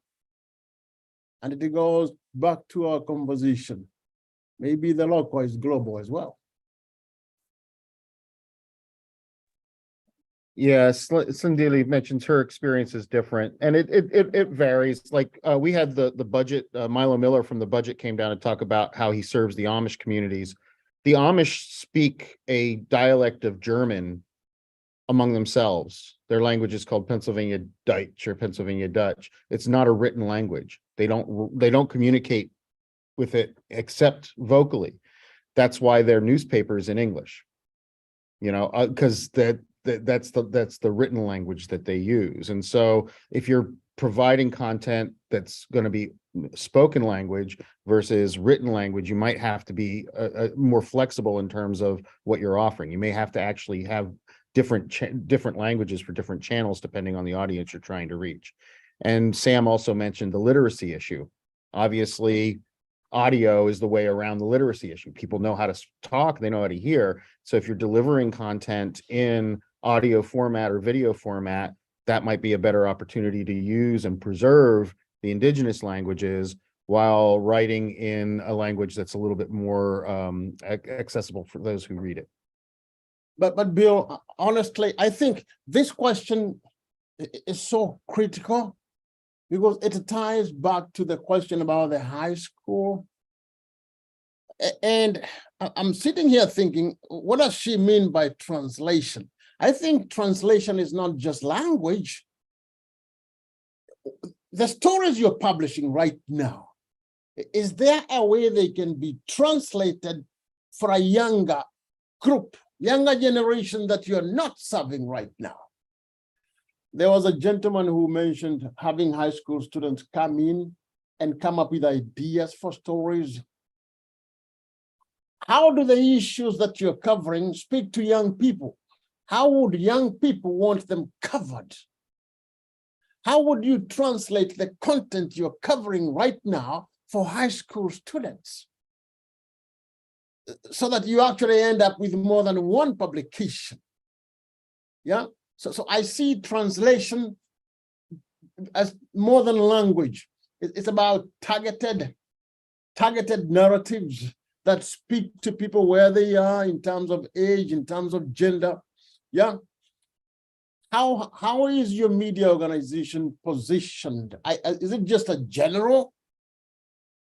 Are you just doing general narratives, or do you need to rethink how you package your information to appeal to different people? And is there value in doing that? Value that you're now leaving on the table. So translation is a loaded term, and maybe there is value in rethinking translation.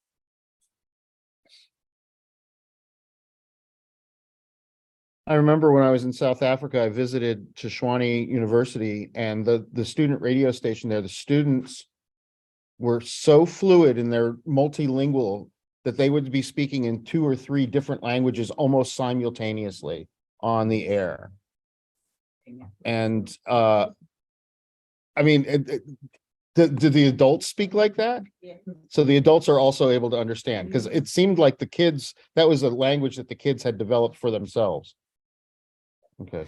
I worked for a guy in Kenya. We had 2 different ways of communicating. There's a magazine, it's called the Weekly Review magazine. It was a hard-hitting magazine. Yeah, we always had the police in there, you know, looking for us. But the same content was packaged as a comic for kids. So we had, on a Friday, we had the magazine for adults, and then we had the comic. And the comic always outsold the magazine. That's what I'm trying to say. Is there something you're not doing, something that can actually bring in a lot of revenue? Yeah, packaging, same stuff, differently for different audiences. That the reason I'm saying for us, it's actually different.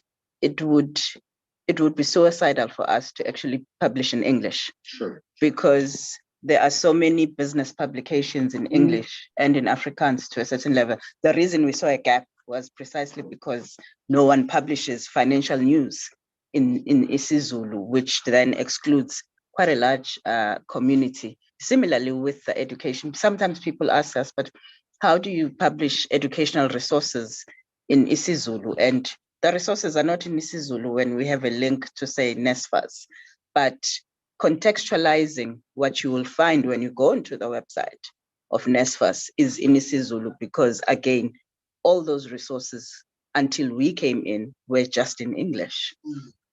Yeah. And that certainly makes a great deal of sense. I mean, if you've got your niche and it's locked in, you don't want to damage the niche. I think what Sam is getting at is if you feel like you're limited in your reach and you want to expand your reach, finding other vernaculars to communicate in, more targeted communication might be a strategy to embrace, but obviously you don't want to do anything that damages what you have built. Any other questions for Sam?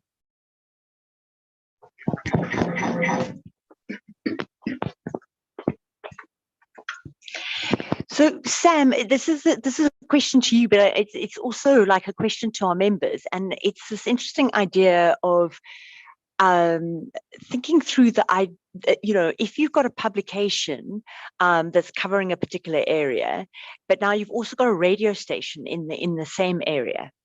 Do you have any experience of kind of cooperation between kind of publications and radio stations, and kind of leveraging off different institutions that are all in the same area. I'm just wondering if you've had any experience of that, and also just asking our members. I mean, have you got experience of that? And do you think that that might be a good idea of you looking at, institutions that are all operating in the same area and might be able to help one another? Thanks. Well, I can respond from experience. One of my friends, he owns it's now the largest TV station in Kenya. I was very skeptical when he told me what he wanted to do.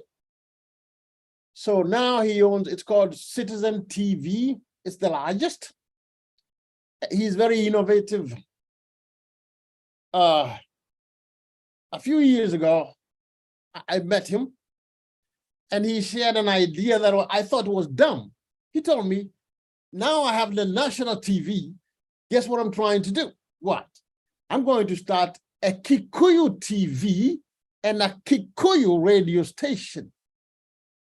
A Kikuyu TV, a Kikuyu radio station, you're going to cannibalize yourself. You're going to finish your business. Well, turns out I was wrong. He has the biggest TV station that broadcasts in English and Swahili. And now among the Kikuyu, and we are a couple of millions of us, the TV station of choice among the Kikuyus is his TV station. The radio station of choice among the Kikuyus is his radio station. But there is something he does which I don't like. Maybe he's smart. He will send you to cover an event, take the story you produce and format it differently for different media.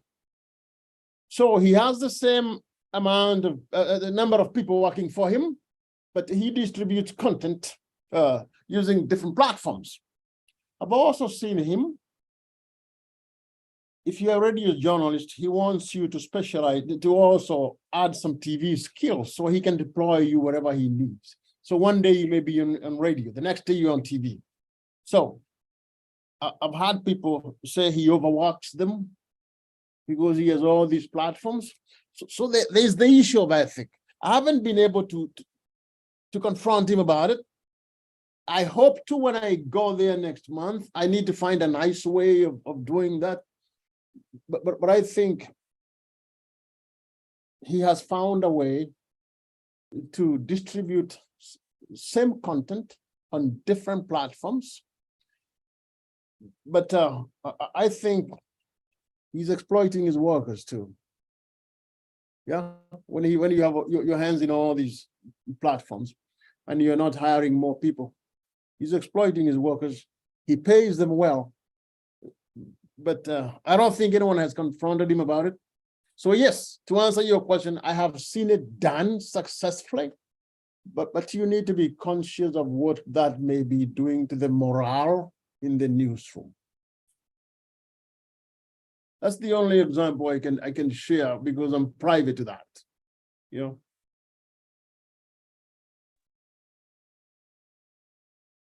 I thought you asked if other people can share too. We are waiting for sharing. I remember I did a media tour of the Bahamas once, and there was this guy. He worked at a boatyard, pleasure boats, and he noticed that there was no good local weather service for the Bahamas. They got all of their weather forecasts from the United States, which is very close by. But he's like, there's no localized information for all the people who are boating around all the different islands. So he came to America. He bought an old radio tower and an old transmitter and hauled it on a boat back there. And he set up a radio station just to do weather. It was just strictly a weather radio station.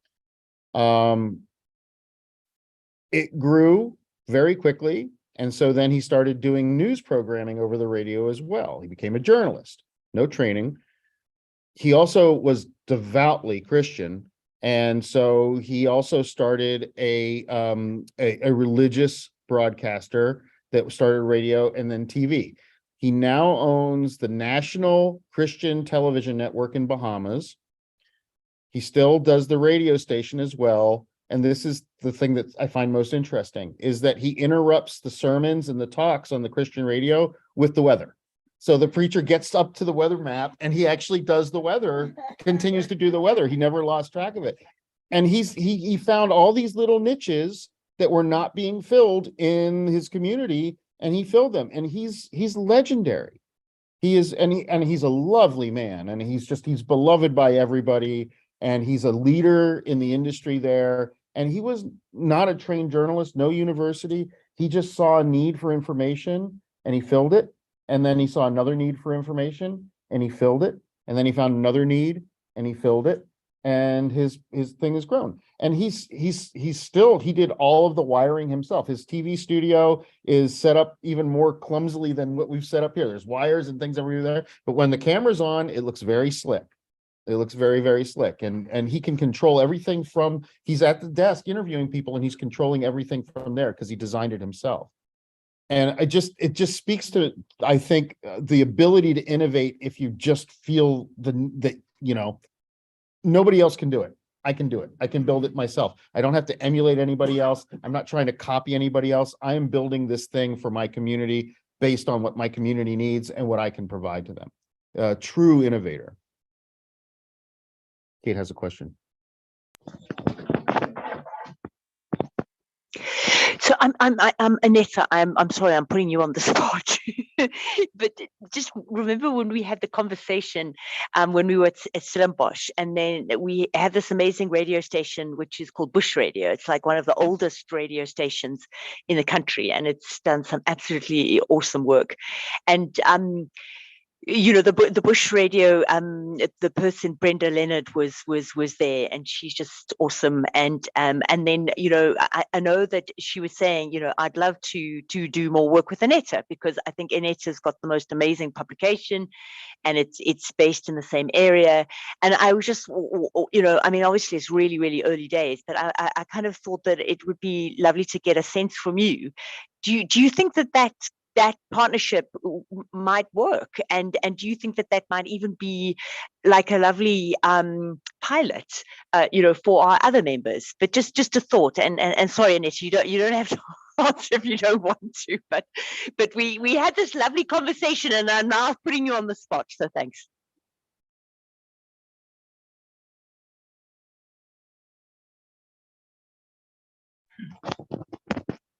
Thanks, Kate, for putting me on the spot.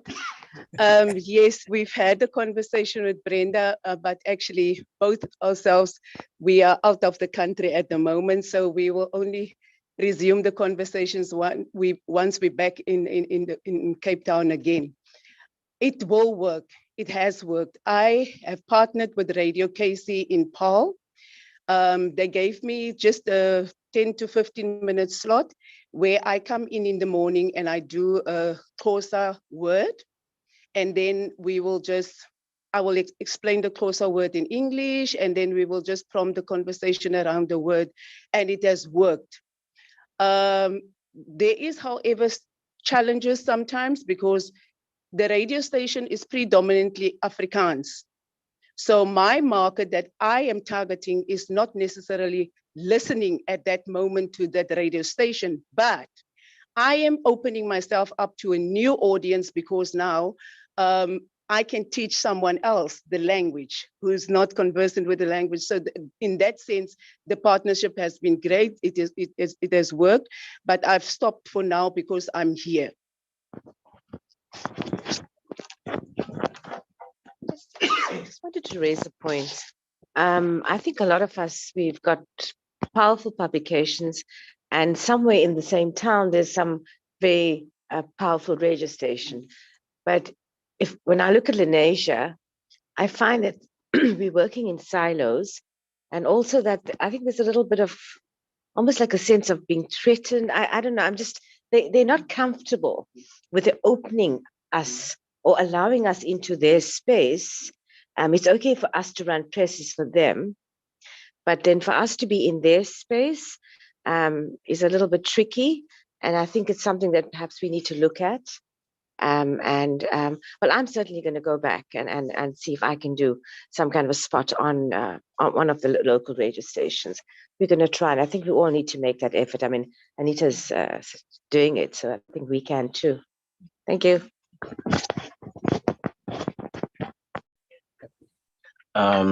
This is quite interesting.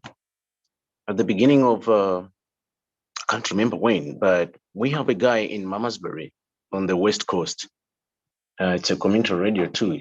He works with Blender a lot. I've met Blender a lot with the Cape Town Community TV. So when Jackson Mthembu, the minister and the president, he was in charge of, I think, was it communication or GCIS? Yes. He was promoting a lot on us print local community newspapers, getting like a little pie from GCIS at the time.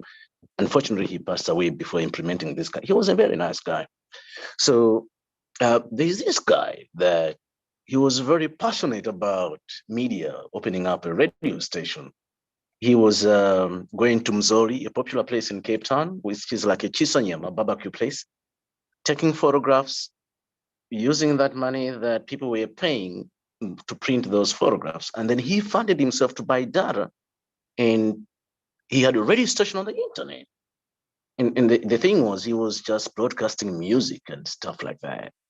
And then I helped him to pry money from the MDDA. As you know, they refused him 3 times, and then he came to me. I polished up his application. Fortunately, he got the funding. It was about 3.8 million that he got.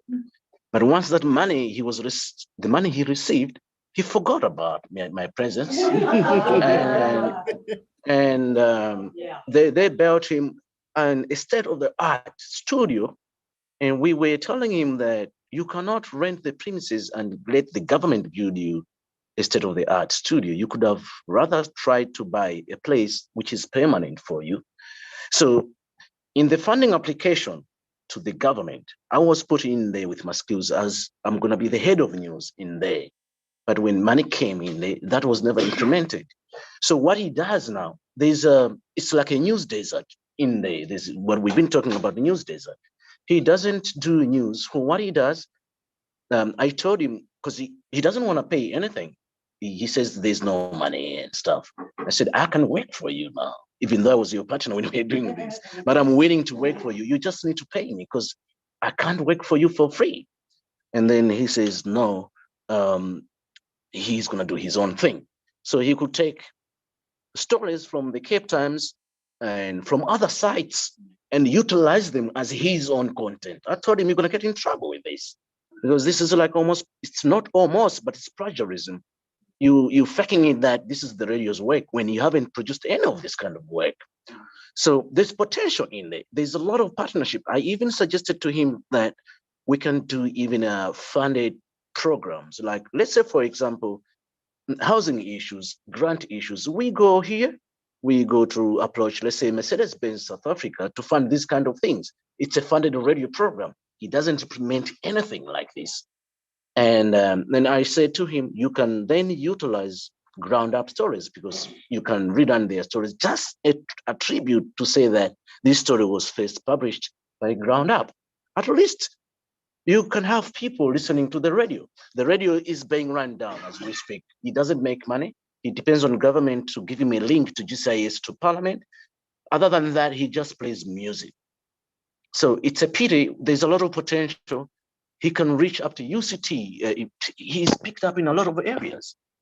But when money is involved with a person that doesn't have a crew in news and the partnership doesn't seem to work, these are already established now radio station, which has got so much potential in there. And if he could have like listened and we push news as our product, people would come and listen to it because news is what matters. People want to hear what's happening around them. That's the power of community media. So then I was thinking of also maybe starting an own radio station, but it's going to be too much for me to handle. It was in the works. And yeah, I've tried it, and it's really kind of a good thing to sort of marry your print to radio. Yeah.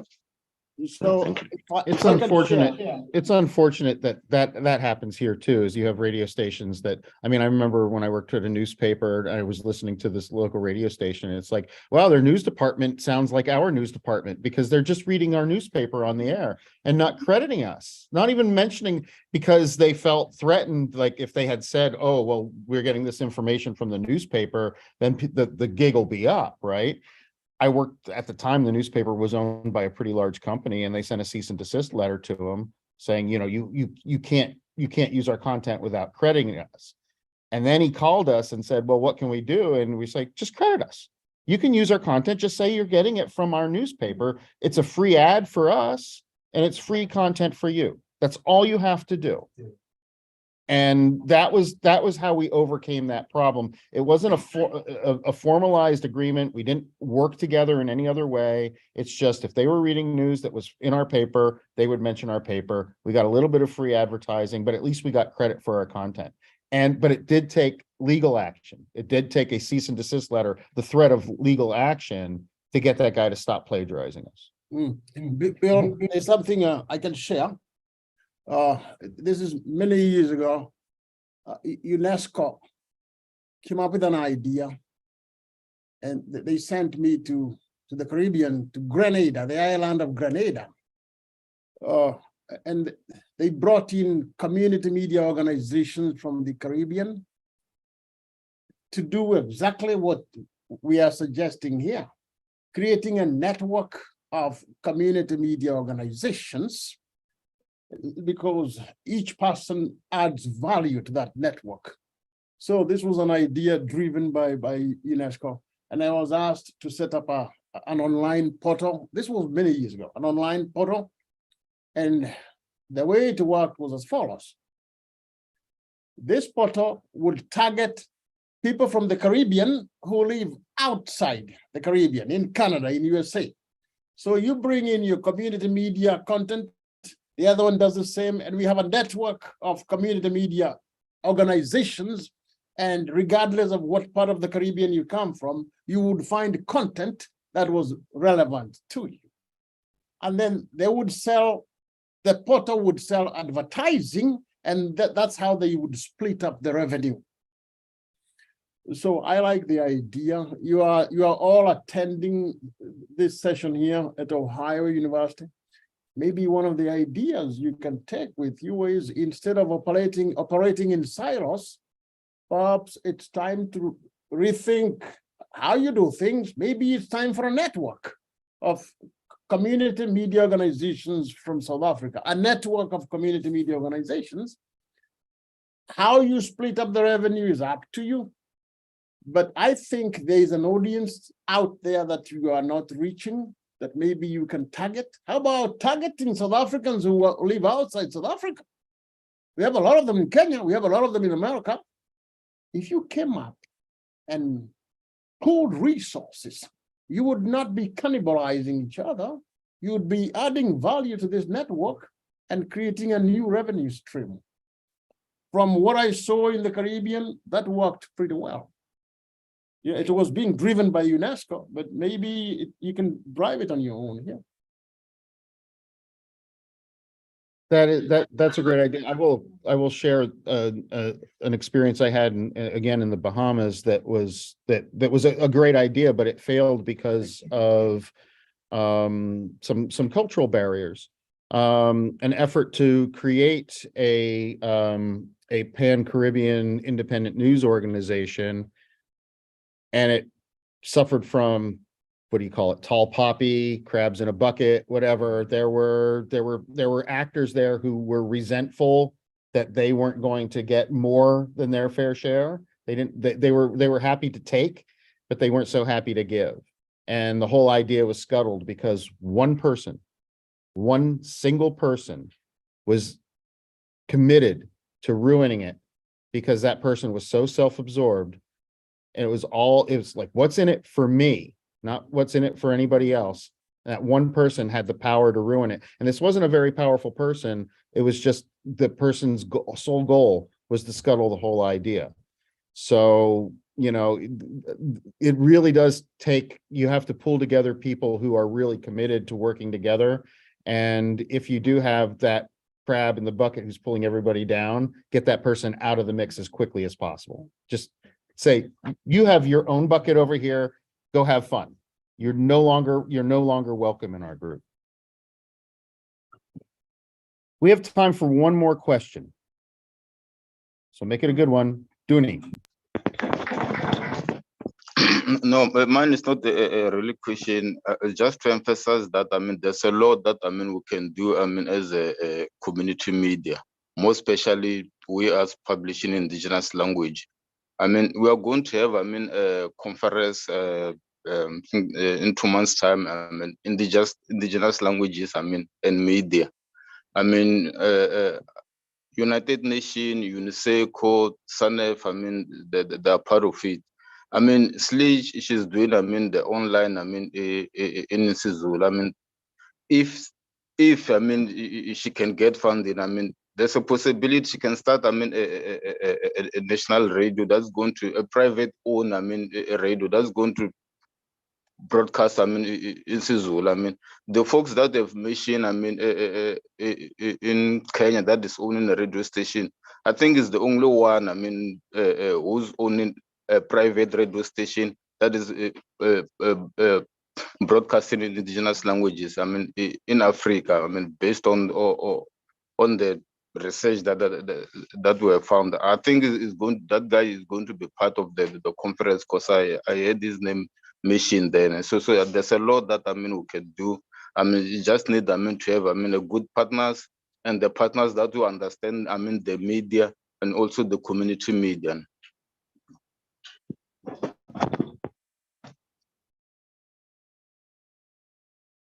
We should find a way to encourage cross-boundary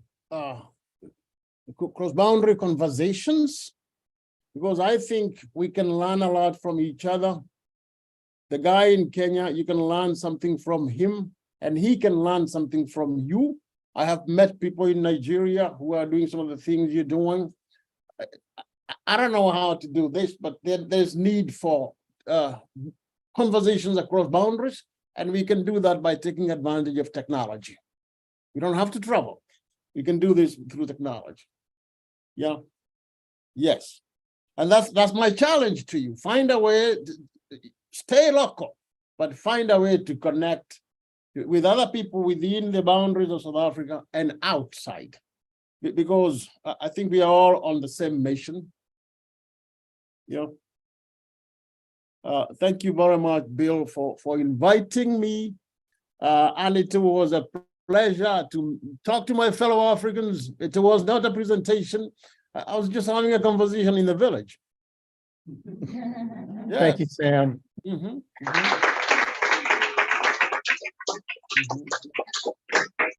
Sam, thank you so very, very much. And we'll let you go back to your day. I will share your PowerPoint with them, and yes. I will also share your email. I'm sure you'll get emails.